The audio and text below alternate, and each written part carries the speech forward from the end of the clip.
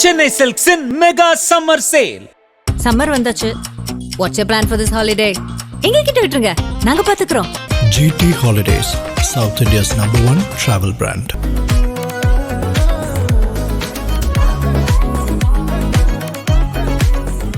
நக்கீரன் நேயர்களுக்கு வணக்கம். இன்று நம்முடன் கருத்துக்களை பகிர்ந்து கொள்ள இணைந்திருக்கிறார் திராவிட வெற்றி கழகத்தின் முதன்மை செயலாளர் வல்லம் பஷீர் அவர்கள். வணக்கம் சார். வணக்கம். 2026 சட்டமன்ற தேர்தல் மே 4ஆம் தேதி தான் ரிசல்ட்டு. அதற்குள்ள ஒவ்வொருத்தரும் ஒவ்வொரு விதமான கருத்துக்களை சமூக வலைதளங்கள் விவாதங்களில் பதிவு செய்கிறாங்க. ஆளுங்கட்சிக்கு சாதகமாக இருக்குது, மீண்டும் வந்துடும் திமுக, அதுக்கப்புறம் என்ன செய்யலாம் அப்படிங்கிற பணிகளில் அவங்க ஈடுபட்டுருக்கிறாங்க. குறிப்பாக நீ கூட கொடைக்கானல் போயிட்டார், அவர் கையில் லிஸ்ட்டு இருக்குது, அது எப்படி போடணும் என்ன பண்ணணும்னு அவர் செய்கிறாரு அப்படின்னு ஒரு பக்கம். இன்னொரு பக்கம் எடப்பாடி மகிழ்ச்சியாக இருக்கிறார். தாவேகா பிரச்சாரமே திமுகவை நோக்கி தான் இருந்தது, எதிர்த்து இருந்தது. அதனால் திமுக ஓட்டு பிரியும், அப்படி பிரியும் பட்சத்தில் அதிமுகவுக்கு நல்ல ஒரு வாய்ப்பு வரும் அப்படின்னு எடப்பாடி பழனிசாமி மகிழ்ச்சியாக இருப்பதாகவும், ஆட்சி அமைக்கும் பட்சத்தில் யாராருக்கு என்னென்ன இலாக்கா கொடுக்கலாம் அப்படின்னு அவர் ஒரு பட்டியல் தயாரிக்கிறார் அப்படின்னு ஒரு செய்தி. இதற்கிடையில் நேற்றிலிருந்து ஒரு செய்தி, தமிழக வெற்றி கழகம் ஆட்சி அமைக்க போகுது, அதுல யாராருக்கு என்னென்ன அமைச்சர் பதவி, அது ஒரு பட்டியல் சமூக வலைதளங்கள்ல பரவுது. மாவட்டத்திற்கு ஒரு அமைச்சர்னு போட்டு இந்த துறைக்கு இன்னொரு அமைச்சர் அப்படின்னு சொல்லி. இதெல்லாம் எதை காட்டுது, நீங்க இதை எப்படி பாக்குறீங்க? இதுக்கெல்லாம் காரணம் 85% வாக்கு தான். அதனால தான் தமிழக வெற்றி கழகம் இவ்வளோ உற்சாகத்தோடும் தன்னம்பிக்கையோடும் ரொம்ப அதீத நம்பிக்கையோடும் இருக்கு அப்படின்னு சொல்றாங்க. அவங்களுடைய அறிக்கையிலேயே அதான் வருது. நாங்கள் சொல்லிகிட்டே இருந்தோம், பார்த்தீங்களா இந்த எலெக்ஷன் ஒரு வித்தியாசமான எலெக்ஷனு, 77க்கு அப்புறம் இப்படி நடக்கக்கூடிய எலெக்ஷனு அப்படின்னு சொல்லிகிட்டே இருந்தோம், பார்த்தீங்களா அதனால தான் இவ்வளோ வாக்கு சதவீதம் வந்திருக்கு, நாங்கள் சொன்னது மாதிரி நடந்திருக்கு பார்த்தீங்களா அப்படின்லாம் சொல்கிறாங்க. இதெல்லாம் எப்படி பார்க்குறீங்க? தேர்தல் வாக்கு எண்ணிக்கை நாள் வருகிற வரை அவரவர் விருப்பத்துக்கு ஏற்றவாறு செய்திகளை பகிர்ந்து கொண்டே வரலாம். ஆனால் தேர்தல் முடிவு அறிவிக்கப்படுகிற நாளில்தான் தமிழ்நாட்டு மக்களினுடைய மனநிலை என்ன என்பது உறுதியாக தெரிய வரும். ஏறக்குறைய 26 மாவட்டங்களில் சுற்றுப்பயணம் மேற்கொண்டோம். நீங்க அந்த சுற்றுப்பயணத்தினுடைய முடிவில் நாங்கள் அறிந்து கொண்ட செய்தி என்னன்னா, மக்களினுடைய நாடி பிடித்து பார்த்து விட்டு கிடைக்கப்பட்ட செய்தி என்னன்னா, திராவிட முன்னேற்ற கழக தலைமையிலான அணி மகத்தான வெற்றி பெறுகிறது என்பதுதான் மக்களிடத்தில் வெளிப்பட்ட மகிழ்ச்சியான அந்த முகங்களில் இருந்து புரிந்து கொள்ள முடிந்த செய்தி. தேர்தல் அறிக்கை ஒரு பக்கம் சிறப்பாக சென்று சேர்ந்தது திராவிட முன்னேற்ற கழகத்தின் சார்பில். இன்னொன்று, முதலமைச்சர் ஆற்றி இருக்கக்கூடிய பணி, இந்த 5 ஆண்டு காலத்தில் நிறைவாக தன்னுடைய கடமையை செய்திருக்கிறார் முதலமைச்சர் என்கிற அந்த ஒரு மகிழ்ச்சி இருக்குல்ல, அது மக்களுடைய முகங்களிலேயே வெளிப்பட்டது.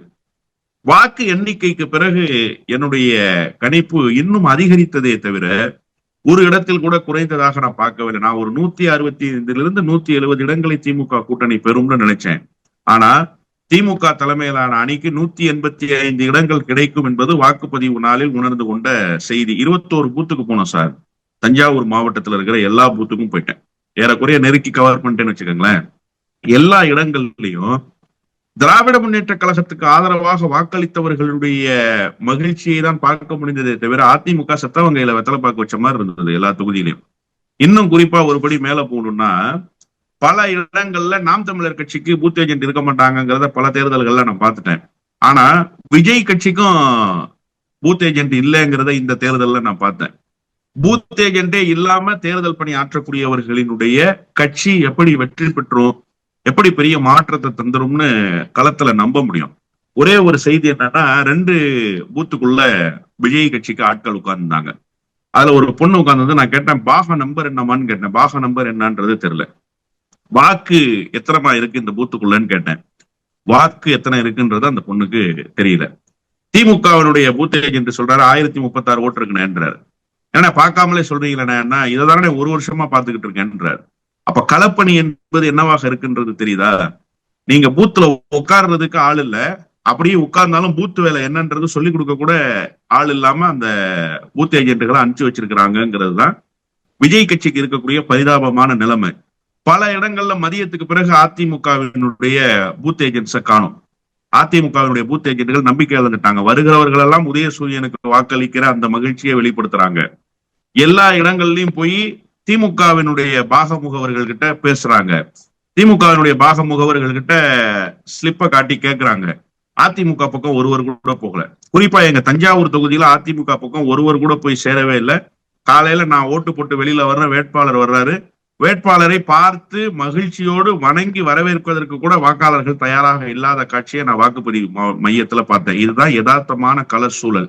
ஆனா எடப்பாடி பழனிசாமி மகிழ்ச்சியா இருக்காரு, விஜய் ஒரு பக்கம் மகிழ்ச்சியா இருப்பாரு. தேர்தல் வாக்கு எண்ணிக்கை நாள் வரைக்கும் மகிழ்ச்சியா இருக்கட்டும் சார். ஏன் நம்மளால அந்த மகிழ்ச்சிக்கு ஆபத்து வரணும்? மகிழ்ச்சியாகவே இருக்கட்டும். ஆனா களத்தை உணராமல் எடப்பாடி பழனிசாமி இருக்காருன்னா நல்லா உணர்ந்திருக்காரு. அவர் மகிழ்ச்சியாக இருக்கிறாருன்ற செய்தி எல்லாம் சும்மா போகிற போக்கில் சொல்லிவிட்டு போகிற செய்திகள் தான். விஜய்க்கு யதார்த்தம் புரியாது, அது வேறு. விஜய் இன்னமும் என்ன நினைச்சுக்கிட்டு இருக்கிறாருன்னா, கூரை ஏறி கோழி பிடிக்க முடியாதவன் வானை ஏறி வைகுண்டம் போனானான்ற ஒரு கதை இருக்குல்ல, அந்த கதையிலே தான் இன்னமும் நிக்கிறாரு விஜய். விஜயே 2 தொகுதியிலையும் வெற்றி பெற மாட்டார். விஜயே 2 தொகுதியிலும் தோல்வியை தழுவ போறாரு. அப்புறம் எங்கிருந்து நீங்க ஆட்சி அமைக்கிறது? எங்கிருந்து அமைச்சரவைக்கு இலாக்காக்களை போடுறது? வெற்றி பெற்றால் செங்கோட்டையனுடைய வெற்றி ஒன்று கிடைக்கும் என்று எதிர்பார்க்கப்பட்டுச்சு. அந்த வெற்றியும் இல்லை என்று ஆகிவிட்டது தேர்தல் களத்துல. இப்ப தாவேகாவுக்கு 0 அப்படிங்கிறது தான் எலெக்ஷன் ரிசல்ட். அதிமுகவினுடைய மெஜாரிட்டி வாக்குகளை யாரு வாங்கியிருக்கா? எடப்பாடி பழனிசாமி மகிழ்ச்சி அடைகிறாரு அப்படின்னு நீங்க சொன்னீங்கல்ல, அதுக்குள்ள நான் வர்றேன். எடப்பாடி பழனிசாமி உண்மையிலேயே வருத்தப்படணும். ஏன்னா விஜய் வாங்கி இருக்கிற வாக்குகள்ல பெரும்பான்மையான வாக்குகள் நாம் தமிழர் கட்சி அதிமுக பெற வேண்டிய வாக்குகள் தான். அது எப்படி சார் அதிமுக பெற வேண்டிய வாக்குகள்? மீனவ சமூகத்தினுடைய வாக்கு குறிப்பா அதிமுகவுக்கு கிடைக்கும் சார். எப்பவுமே அண்ணன் ராயபுரத்துல ஜெயக்குமார் எப்போதும் நம்பி நிக்கிறது அந்த மீனவ சமூகத்தினுடைய வாக்குகள் தான். திருவொற்றியூர்ல அதிமுக நிக்கிறது அந்த மீனவ சமூகத்தினுடைய வாக்குகள் தான். நாகப்பட்டினத்தை இப்ப பிரிச்சுட்டாங்க, அது பாதி கீழ்வேலூருக்கு போயிடுச்சு. அக்கரைப்பட்டை போன்ற பகுதிகள் எல்லாம் அதிமுக லீடிங்ல வர்றதுக்கு காரணம் அந்த மீனவ சமூகத்தினுடைய வாக்குகள் தான். ஆனா இந்த முறை மீனவ சமூகத்தினுடைய வாக்குகள் பெருவாரியாக விஜய்க்கு போய் சேர்ந்திருக்குங்கிறது களத்துல சொல்லப்பட்டிருக்கிற செய்தி. உண்மையிலேயே அது போய் சேர்ந்திருக்கு. மீனவ சமூகத்தில் விஜய் ஒரு தாக்கத்தை ஏற்படுத்தியிருக்காரு, அதுல ஒன்றும் மாறுபட்ட கருத்து இல்லை. அப்ப அதிமுகவுக்கு ஒரு பெரிய டேமேஜ். நாம் தமிழர் கட்சிக்கு முதல் முறையாக வாக்களிக்கிறவன் 2வது முறை நாம் தமிழர் கட்சிக்கு வாக்களிக்க மாட்டான். அப்ப முதல் முறையாக நாம் தமிழர் கட்சிக்கு வாக்களித்தவர்களினுடைய வாக்குகள் இருக்குல்ல, அதுதான் இந்த ஆவரேஜா 2.3% வாக்குகள். அந்த 2.3% வாக்கை இந்த முறை விஜய் வாங்கிட்டு போயிட்டாரு. அப்போ நாம் தமிழர் கட்சிக்கு ஒரு பெரிய பாதிப்பு. எனவே அதிமுகவும் நாம் தமிழர் கட்சியும் தான் விஜயால் பாதிக்கப்பட்டிருக்கிறதே தவிர திமுக வாக்குகளை குறி வச்ச ரொம்ப சொற்பமா வாங்கியிருக்கலாம். மைனாரிட்டி கம்யூனிட்டி ஓட்டு திமுகவுக்கு 100% கிடைக்குங்கிறது கடந்த காலத்துல 2024 தேர்தல் வரைக்கும் ப்ரூவன் ரெக்கார்டு.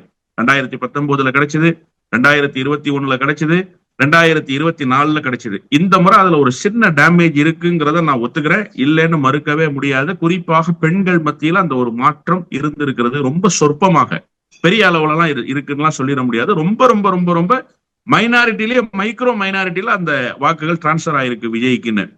அதனால திமுகவுக்கு பாதிப்பானா? நிச்சயமா இல்ல. ஏன்னா திமுகவுக்கு புதிய வாக்காளர்கள், அதாவது முதல் முறையாக வாக்களிக்கிறவங்கல்ல, நெடுங்காலமாக வாக்களித்தவர்களுடைய மனநிலையில் ஒரு மாற்றம் ஏற்பட்டிருக்குல்ல. குறிப்பா அதிமுகவினரிடத்திலேயே பெண்கள் இடத்துல ஒரு மாற்றம் ஏற்பட்டிருக்கு. எடப்பாடி பழனிசாமி செய்வாரா செய்ய மாட்டாரா நமக்கு தெரியல, ஆனா ஸ்டாலின் செஞ்சிருக்காரு, அது தொடரட்டுமே, 2000 ரூபாய் கிடைக்கட்டுமே அப்படிங்கிற அந்த ஒரு மனநிலை இருக்குல்ல, அது அதிமுகவில் இருக்கிற பெண் வாக்காளர்களிடத்திலும் வெளிப்பட்ட காட்சியை நாங்க தேர்தல் பிரச்சார களத்துல பார்த்தோம். அந்த வாக்குகள் திமுகவுக்கு கிடைத்திருக்கிறது. எனவே திமுக கடந்த முறை பெற்ற இடங்களை விட கூடுதலான இடங்களை பெறுகிறது. எங்க தலைவர் அண்ணன் மல்லை சத்யா பிரச்சாரத்துல பேசும்போது ஒரு செய்தியை சொன்னார், அது நடந்துருமோன்னு நான் நினைக்கிறேன். எதிர்கட்சிகள் இல்லாத சட்டப்பேரவை அமையும்னு சொன்னார். உண்மையிலேயே எதிர்கட்சிகள் இல்லாத சட்டப்பேரவை அமைவதற்கான வாய்ப்புகள் இருக்கிறதோ என்றுதான் என்ன தோன்றுது. ஏன்னா 2011 திமுக எதிர்கட்சி அந்தஸ்தை இழந்தது. உண்மையிலேயே நான் ரொம்ப வருத்தப்பட்டேன் அன்னைக்கு. திமுகவுக்கு இப்படி ஒரு நிலை வந்திருக்க கூடாதுன்னு. இப்ப 2026 அதிமுகவுக்கு அப்படி ஒரு நிலை வந்து விடுமோ என்கிற சூழல் தான் களத்திலே இருக்கிறது. அதுவரை மகிழ்ச்சியை இவர்கள் பகிர்ந்து கொள்ளட்டும், விஜயும் மகிழ்ச்சி அடையட்டும், எடப்பாடி பழனிசாமியும் மகிழ்ச்சி அடையட்டும். அவர்களுக்கான கடைசி மகிழ்ச்சியாக தேர்தல் வாக்கு எண்ணிக்கை நாள் அமையும். பேசும்பொழுது 2 தொகுதியிலையும் விஜய் வெற்றி பெற மாட்டார் அப்படின்னு சொல்றீங்க. பெரம்பூர்ல அவருக்கான வாய்ப்பு அதிகம் அப்படிங்கிறாங்க. சினிமா பிரபலங்கள் அப்படின்னு எடுத்துக்கிட்டோம்னா, நம்ம எம்ஜிஆர்லேருந்து அப்படியே வந்தோம்னா கூட, இப்போ விஜயகாந்த் வரைக்கும் வந்தோம், சிரஞ்சீவி வரைக்கும் வந்தோம் அப்படின்னா கூட, கமல் மட்டும்தான் கோவை தெற்கில் வந்து தோல்வியை சந்தித்தார். அதுக்கு முன்னாடி எல்லாருமே வந்து நல்ல மக்கள்கிட்ட அந்த சினிமாவில் நல்ல செல்வாக்காக இருந்தவங்க எல்லாருமே 77 எம்ஜிஆர், அதுக்கப்புறம் NT ராமராவ், விஜயகாந்த் எல்லாமே தேர்தலில் வெற்றி பெற்று இருக்கிறாங்க. இப்போ பெரம்பூரில் அவருடைய தோல்வி எப்படி இருக்கும்னு நினைக்கிறீங்க? இல்லை, நான் வந்து ஒரு முறை நக்கீரன்ல பேசும்போது சொன்னா, நீங்க நினைவுபடுத்தி பார்க்கணும் அதை. கமலஹாசனுடைய பாணியை கையில் எடுக்கிறாரா விஜய், அல்லது விஜயகாந்தினுடைய பாணியை கையில் எடுக்கிறாரான்னு கேட்டேன். அது கமலஹாசனுடைய பாணிதான் என்பதை அவர் இந்த தேர்தல்ல நாட்டு மக்களுக்கு பந்தி வைக்க போறார். ரொம்ப குறிப்பா நீங்க ஜெயிச்சவங்க எல்லாத்தையும் சொன்னீங்க. இப்ப விஜயினுடைய நிலைமை என்னன்னா, சிவாஜி கணேசனுடைய நிலைமை தான். திருவையாறு தொகுதியில சிவாஜி கணேசன் போட்டியிட்டு அண்ணன் துரை சந்திரசேகரனிடம் தோல்வியை தழுவினார். இந்த முறை அண்ணன் துரை சந்திரசேகரன் 6வது முறையாக போட்டியிடுகிறார் திருவையாறு தொகுதியில, தஞ்சாவூர் மாவட்ட செயலாளர். நீங்க சிவாஜிக்கே அதுதான் நிலைமை அப்படின்றதான் பார்க்கணும். எம்ஜிஆரினுடைய ட்ராக் ரெக்கார்டு என்ன? எம்ஜிஆர் என்ன நேரடியாக சினிமாவிலிருந்து அரசியலுக்கு வந்துட்டாரா? இல்ல. அதன் பிறகு அவருக்கு ஒரு பயணம் இருந்தது இல்ல, சினிமாவுக்கும் அரசியலுக்கும் இடையில. அண்ணன் விஜயகாந்த் கேப்டன் மன்றங்கள் ஆற்றிய பணி விஜய் மன்றங்கள் ஆற்றிடுச்சா? விஜய் மக்கள் இயக்கங்கள் ஆற்றிடுச்சா? அப்போ நீங்க என்னவாக இருக்கீங்க, எந்த வழியை தேர்வு செய்திருக்கீங்க, எப்படி வெளிப்படுறீங்க? விஜயகாந்த் எத்தனை மாநாடுகள் நடத்தினார், எத்தனை மக்கள் பிரச்சனையை பேசினார், எவ்வளவு மக்களிடம் ஒன்றோடு ஒன்றாக கலந்திருந்தார்?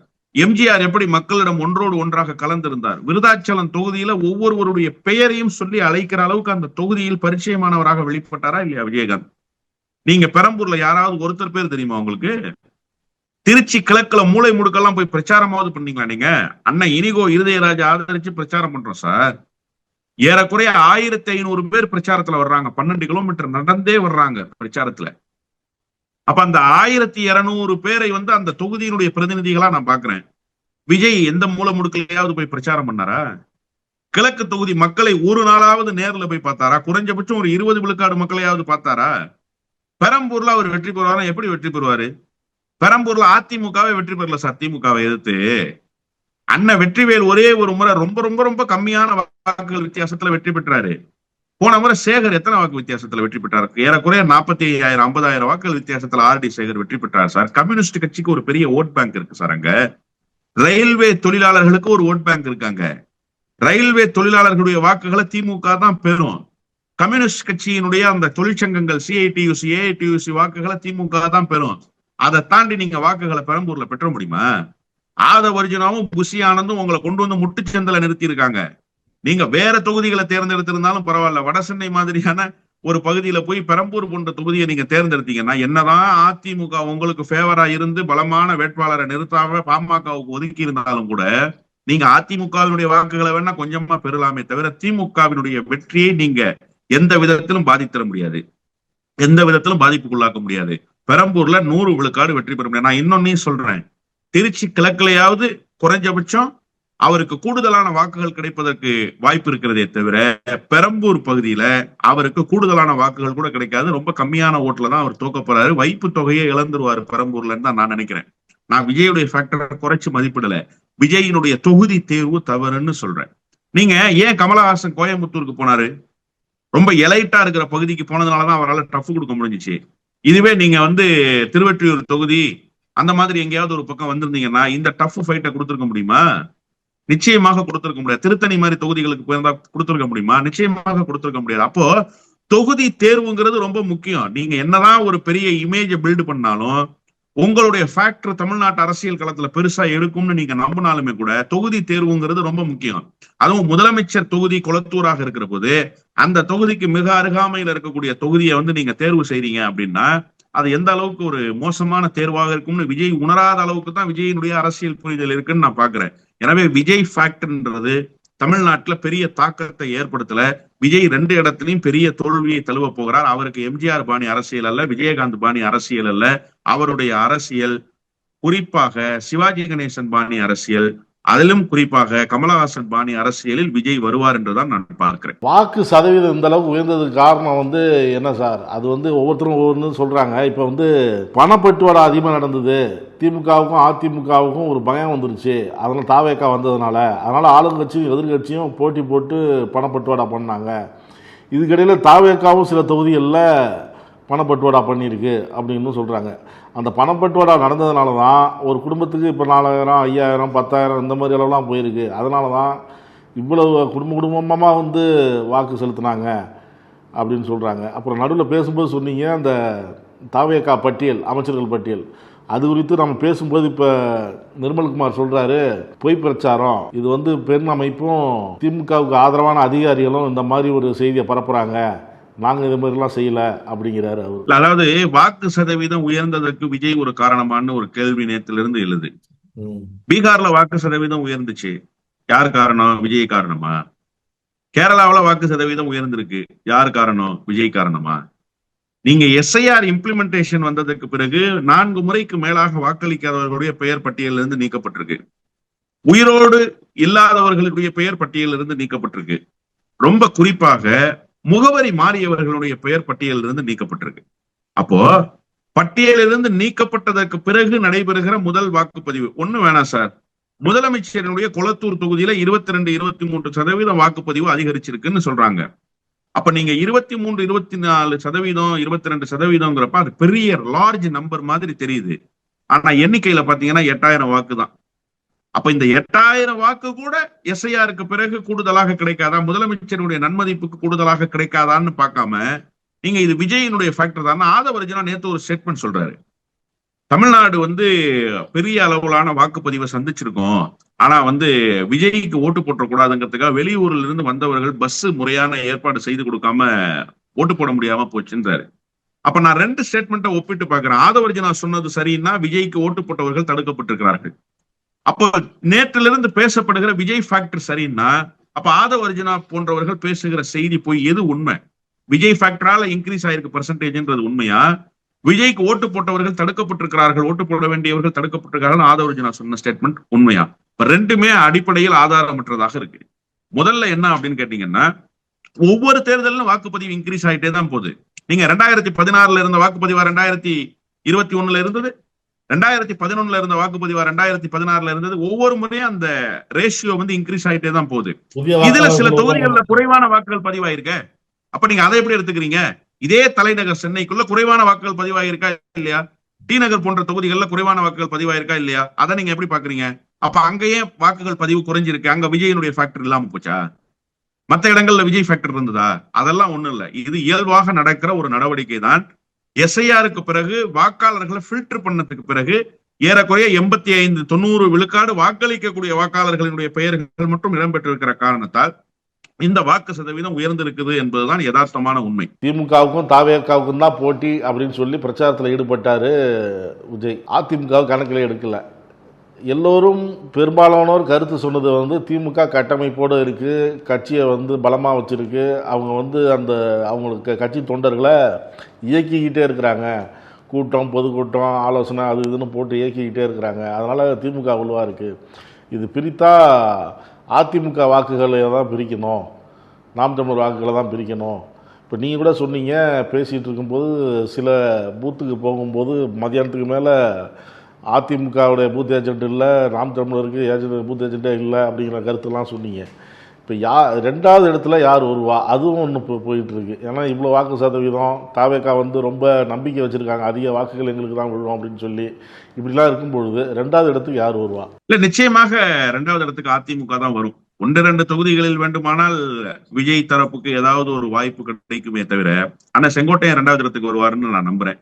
அவருக்கு உண்டான அந்த அரசியல் பயணம் தந்திருக்கிற ஒரு வெளிச்சம், அதன் மூலமாக 2வது இடத்துக்கு அவர் வருவதற்கான வாய்ப்புகள் இருக்கு. அதே மாதிரி நாங்குநேரியில 2வது இடத்துக்கு ரெட்டியார்பட்டி நாராயணன் வருவார் அப்படின்னு சொல்றாங்க. அந்த மாதிரி ரொம்ப சொற்பமான இடங்கள்ல வருவதற்கான வாய்ப்புகள் இருக்கிறதே தவிர, வெற்றி பெறுவதற்கான வாய்ப்பு திமுகவுக்கும், 2வது இடம் வந்து எதிர்கட்சி ஆகிற வாய்ப்பு அதிமுகவுக்கும் தான் பிரகாசமாக இருக்கு.